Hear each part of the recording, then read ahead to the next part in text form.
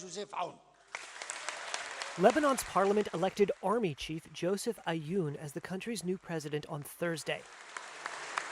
The move elevates a general who enjoys U.S. approval and underscores the diminished sway of the Iran-backed Hezbollah group following more than a year of devastating war with Israel.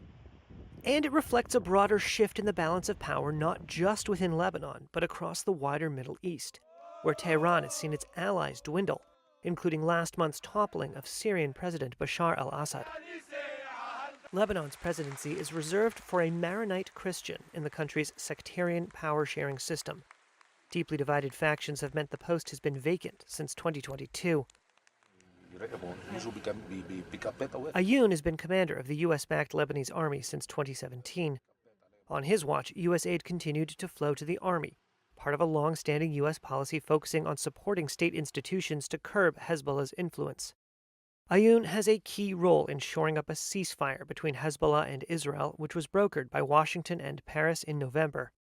Lebanon has been desperately seeking international aid following a devastating war between Israel and Hezbollah that escalated last summer and fall. That violence came on the heels of a financial collapse in 2019, which the World Bank estimates cost the country $8.5 billion.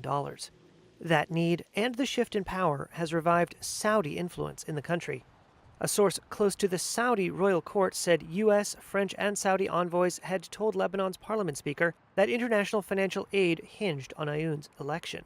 Lebanon's system of government requires the new president to convene consultations with lawmakers to nominate a Sunni Muslim prime minister to form a new cabinet, a process that can often be protracted as factions barter over ministerial portfolios. The economic loss from the Los Angeles wildfires, already among the worst in history, has topped $50 billion.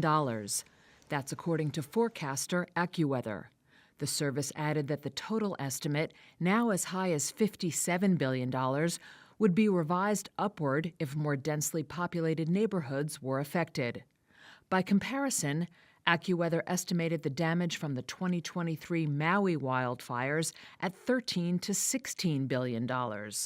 The LA wildfires, which have raged since Tuesday, have killed several people, destroyed hundreds of buildings, and stretched firefighting resources and water supplies. J.P. Morgan believes insured losses could stand at around $10 billion, mostly related to homeowners coverage.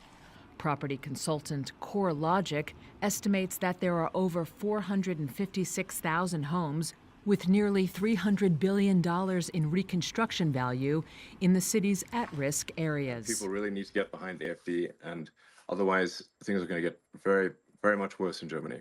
Elon Musk urged Germans to vote for the far-right Alternative for Germany Party, or AfD, in an upcoming election. In a conversation with its leader Alice Weidel on a social media platform X that highlighted the U.S. billionaire's growing ambition to sway European politics. I think Alice Weidel is a very, very reasonable person, and hopefully people can tell just from this conversation, like, nothing outrageous is being proposed. Musk was doubling down on his endorsement last month of the anti-immigration, anti-Islamic party, labeled as right-wing extremist by German security services, which has caused consternation in Berlin and accusations of undue influence. The AfD has almost no chance of forming a government, despite polling in second place, as other parties refuse to work with it. Still, critics worry that Musk's support for the AfD could further bolster its popularity. His increasingly vocal support for far-right and anti-establishment parties across Europe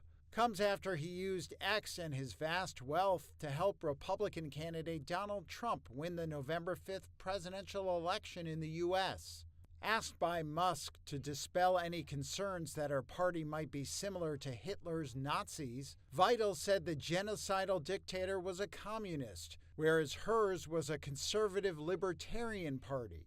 The biggest success after that terrible era in our history was to label Adolf Hitler as right and conservative. He was exactly the opposite. He wasn't a conservative. He wasn't a libertarian. He was a communist, socialist guy.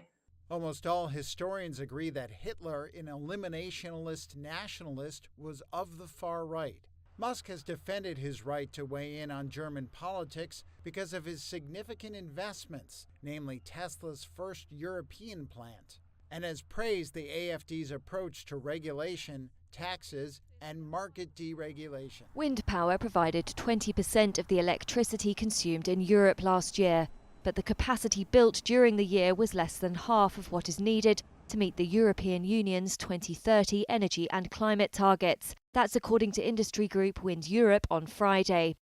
Wind has been a growing part of Europe's electricity production for more than 20 years, and the EU wants it to grow much more to meet targets to combat climate change as it reduces reliance on fossil fuels. Europe built a reported 15 gigawatts of new wind energy last year, including 13 gigawatts of offshore wind and around 2 gigawatts of onshore wind, according to data from Wind Europe. But to reach its 2030 climate targets, the 27-nation bloc should be building 30 gigawatts a year of new wind farms.